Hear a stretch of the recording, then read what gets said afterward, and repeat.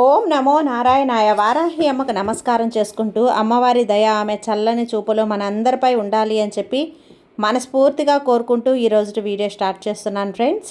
ఇక ఈరోజు వీడియోలో మనం చూడబోయేది ఏంటి అంటే అమ్మవారి వాగ్దానం. అమ్మవారి వాగ్దానంగా అమ్మ మనతో ఏం చెప్తున్నారు అంటే, బిడ్డ నీ కోసం ఈ వారాహి అమ్మ ఒక సంకేతం తీసుకొచ్చాను. నీ యొక్క శత్రువుల గుండెల్లో గుబులు రేపే భయాన్ని రేపేటువంటి ఒక తీర్పు ఇచ్చేశాను. ఇక అది ఏంటి అనేది నువ్వు నిశ్చింతగా ఉండే కాలం ఏంటి, ఎప్పటి నుంచి అనేది పూర్తిగా వినిబిడ్డ. చూస్తున్నావా ఈ సంకేతాలను, నువ్వు చూస్తున్నావా? అయితే నీ శత్రువులపై ఈ అమ్మ తీర్పు ఇచ్చేశానమ్మా. అమ్మ తీర్పు మొదలైపోయింది. ఈరోజు నీతో మాట్లాడాలనే వచ్చాను బిడ్డ. జాగ్రత్తగా ఆఖరి వరకు విను. జాగ్రత్తగా విని నెట్టివేయకు తల్లి. తర్వాత తీరిగ్గా కూర్చొని బాధపడతావు. ఈరోజు ఒక హెచ్చరికతో కూడినటువంటి అర్థం తాకి ఉన్నటువంటి ఒక వార్త తెచ్చాను. వారాహి తల్లిగా నీ కోసం తెచ్చాను. ఈ అమ్మ మాటల వెనుక ఉన్న అర్థం ఏంటి అనేది నువ్వు ఖచ్చితంగా విని తెలుసుకోవాల్సిందే బిడ్డ అంటూ వారాహి అమ్మ మన కోసం తీసుకొచ్చినటువంటి ఈ సందేశంలో అమ్మ మనతో ఏం చెప్తున్నారో వినే ముందుగా మన ఛానల్ని ఫస్ట్ టైం చూస్తున్నట్లయితే ప్లీజ్ సబ్స్క్రైబ్ చేసుకోండి ఫ్రెండ్స్. వీడియో నచ్చితే కనుక లైక్ చేసి సపోర్ట్ చేయండి. ఇక వీడియోలోకి వెళ్ళబోయే ముందుగా ఒక్కసారి మనకు బాగా తెలిసినటువంటి గురువుగారండి శ్రీ వారాహి అమ్మవారి జ్యోతిష్యాలయంలో జ్యోతిష్యం చెప్తున్నారు గురూజీ సుబ్రహ్మణ్యం రాజు గారు. నెంబర్ 1 స్త్రీ పురుష వశీకరణ స్పెషలిస్ట్ గురూజీ సుబ్రహ్మణ్యం రాజు గారు. Contact number 7075662225. ఈ గురువుగారు చెప్పింది చెప్పినట్లుగా జరిగింది. భార్యాభర్తల మధ్య గొడవలు ఉన్నా, విదేశీ ప్రయాణం ఆలస్యం అవ్వటం, ప్రేమ పెళ్లి సంతానం లేకపోవటం, కోర్టు సమస్యలు, గృహము మరియు కుటుంబ సమస్యలు, ధనం నిలకడగా లేకపోవటం, ఉద్యోగం ప్రమోషన్స్ విఫలం అవ్వటం, దీర్ఘకాలిక అనారోగ్య సమస్యలున్నా, విదేశీ ప్రయాణం ఆలస్యం అవుతూ ఉన్నా, స్త్రీలకు పురుషులకు సంబంధించిన గుప్త సమస్యలు ఎటువంటివైనా సరే రోజుల్లో పరిష్కారం చేస్తారు. మీరు ఎంతోమంది దగ్గర జ్యోతిష్యం చెప్పించుకొని పరిష్కారాలు చేయించుకొని నిరాశ చెంది ఉన్నట్లయితే ఒక్కసారి ఆదికొండ దేవతలైన కోయరాజు గారికి కాల్ చేయండి. కోయ గురూజీ గారు, కొండదేవత పూజారి సుబ్రహ్మణ్యం రాజు గారు. Contact number 7075662225. మా జీవితంలో కూడా ఎన్నో మార్పులు జరిగాయండి కాబట్టి నమ్మకంగా చెప్తున్నాను. జై వారాహి అమ్మ. ఇక వీడియోలోకి వచ్చేస్తే బిడ్డ నీకు ఎప్పుడైతే కనపడిందో ఈ శక్తి నీతో మాట్లాడిందని అర్థం. ఇక సాక్షాత్తు ఈ అమ్మ శక్తినంతా ధారపోసి నిన్ను ఒక మంచి దారిలో పెట్టడానికే వచ్చాను. ఇది సాధారణంగా నేను మాట్లాడిన బిడ్డ. నిశ్శబ్దంగా ఉన్న ధ్యానంలో ఉంటాను, కానీ ఈరోజు మాత్రం నీతో మాట్లాడి తీరాలనే వచ్చాను. నీ ముందుకు వచ్చాను. నీతో ఒంటరిగా పోరాడుతున్నాను కదా. ఇక నీకు తెలియనటువంటి ఎన్నో విషయాలు, ఎన్నో శక్తులతో నువ్వు పోరాడుతున్నావు. జీవితంలో ఎవరో ఉన్నారు నీకు హాని చేయబోతున్నారు. నీ వెనక మాట్లాడిన వారు నీ పేరును తలుచుకొని చెడగొట్టాలని ప్రయత్నిస్తున్నారు.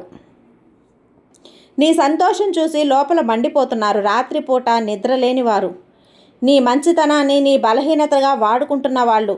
నువ్వు ఏమీ అనలేదు, నోరు మూసుకొని ఉన్నావు, భరించావు. పర్వాలేదమ్మా వదిలేసేయి. ఇక వాటిని సమాధానపరిచావు కదా.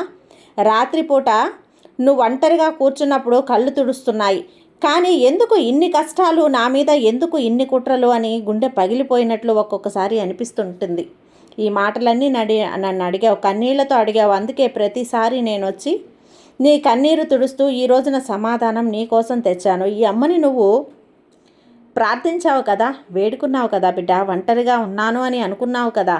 అందుకే నేను నీ పక్కన ఉన్నాను. నేను నీకు కనిపించను, కానీ నీ శ్వాసలో, ప్రతి శ్వాసలో నేనుంటాను. నీ ప్రతి నిశ్శబ్దంలో నేను మాట్లాడుతూ ఉంటాను. నా పని మొదలైపోయింది. ఇది నీకు తెలియజేయాలనే వచ్చాను. జాగ్రత్తగా విను. ఇవి నీ జీవితంలో కనిపించినప్పుడు ఖచ్చితంగా నువ్వు గుర్తుంచుకో. ఈ అమ్మ కదలాడిందని అర్థం అదే మొదటి సంకేతం. నీ మనసులో అకస్మాత్తుగా శాంతి క్షణమనే వస్తుంది తల్లి. ఆలోచిస్తున్నావు కదా, కోపంగా ఉంది కదమ్మా, నిద్రపోవాలని అనిపిస్తుంది కదా. కానీ పడుకున్న ఏడుపు ఆగదు, కోపం ఆగదు. అదే ఆలోచనలు మళ్ళీ మళ్ళీ నిన్ను తడుతూ ఉన్నాయి.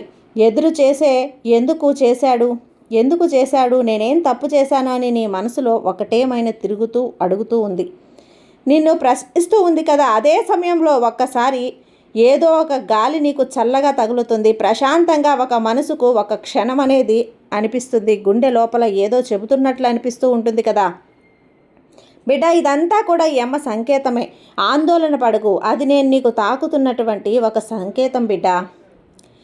నా యొక్క స్పర్శ నీ భుజంపై నేను మోస్తున్నాను, నీ బరువునంతా భయపడకమ్మా. ఈ వారాహి తల్లి మాట ఇస్తున్నాను కదా, నా మాటలు వినిపించవు, కానీ అనుభవం అనేది నీకు కలుగుతుంది. శాంతి అనుభవించేటప్పుడు కళ్ళు మూసుకో, ఒక్క క్షణం నన్ను అనుభవించు. అదే సందేశం నీ తరపున నేను నిలబడ్డానని నీకు అర్థమవుతుంది. నువ్వు యుద్ధం చేయవలసిన అవసరం లేదు, నీకు బదులుగా నేను చేస్తాను కదా. ఇక రెండవ సంకేతం, శత్రువుల మాటలు తనకే తగలటం. నీ గురించి అబద్ధాలు చెప్పిన వారు కదా, ఇలాంటి వారు అలాంటి వారని అందరికీ చెప్పాడు కదా, నీ పేరు చెడగొట్టాలని ప్రయత్నిస్తూ ఉన్నారు. కానీ దాని వెనక చెప్పినవన్నీ కూడా ముందు చెప్పే ధైర్యం లేదు. ఒక్క పని చేయి తల్లి, అతన్ని గమనించు. కొద్ది కాలం ఏం జరుగుతుందో చూడు. అతను చెప్పిన అదే మాటలు కూడా నువ్వు వింటూ ఉన్నట్లుగా నటించు. అతని పేరు చెడగొట్టాలని చేసే ప్రతి ఒక్క అతని పేరే చెడిపోతుంది అన్నట్లుగా నటించు. అతనిపై తప్పులు తప్ప అన్ని అబద్ధాలు పైచేయి అవ్వవు తల్లి. అతను నీకు తవ్విన గోతిలో తానే పడతాడు. ఇక నిశ్చింతగా ఉంటూ నిన్ను కాపాడేందుకు ఈ వారాహి తల్లి నేనున్నానమ్మా. వారిని కాపాడేందుకు ఎవరున్నారు?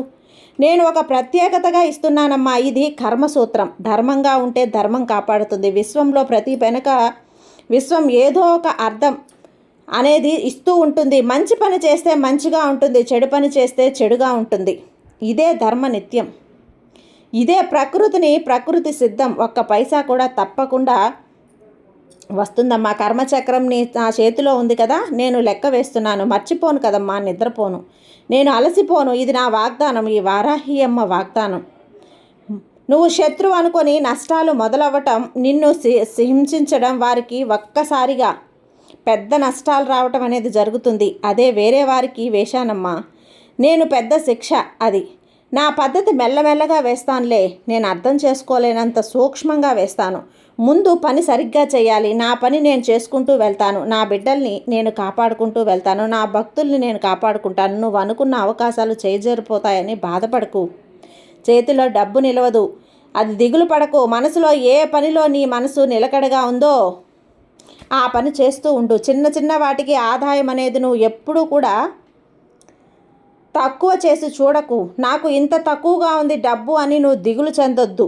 అన్నీ సరైన సమయంలో నీకు అన్నీ వస్తాయమ్మా. నీకు ధనలాభం కలుగుతుంది, లక్ష్మీ కటాక్షం కలుగుతుంది. నీకు చేసిన అన్యాయానికి సమాధానం ఎవ్వరూ చెప్పలేరు. నువ్వు వారిని చూసి ఒక్క పని చేయి చాలు, సంతోషపడు. మనసులో వారే బాధపడతారు. నేనెంత అన్యాయం తలపెట్టినా సంతోషంగా నేను ఉందే అని వాళ్ళు నిన్ను చూసి తలదించుకుంటారు. తల్లి, అదంతా కూడా ఈ అమ్మ వారాహి అమ్మ నీకిస్తున్న ఆశీర్వాదంతో జరుగుతుంది. 4వ సంకేతం, నీకు అనుకోని రక్షణ రావటం. శత్రువు కూడా నీకు హాని చేయాలని ప్రయత్నిస్తున్న సమయంలో నీకు తెలియకుండానే నేను నిన్ను రక్షిస్తాను. ఒక మనిషిగా వస్తాను, అనుకోని చోట నుంచి వస్తాను, కానీ సరిగ్గా సమయానికి వస్తాను. నేను మాట ఇస్తున్నాను కదా, సరైన సమాచారంతో వస్తాను. అప్రమత్తంగా కూడా ఉంటాను. ఈ సమాచారం వల్ల నన్ను తప్పించుకుంటావు, లేదా ఒక పరిస్థితి అనేది ఖచ్చితంగా నా వల్ల అది గండం నుంచి గట్టెక్కుతావు బిడ్డ. శత్రువు పన్నిన వలలో తానే పడిపోతాడు. అదే సమయంలో ఏం జరుగుతుంది? ప్రణాళిక విఫలమవుతుంది. అతను అనుకున్నది ఖచ్చితంగా అనుకున్నట్లు జరగదు. అది అదృశ్య కవచం. ఈ వారాహి అదృశ్య కవచం నీకు రక్షణ కవచం.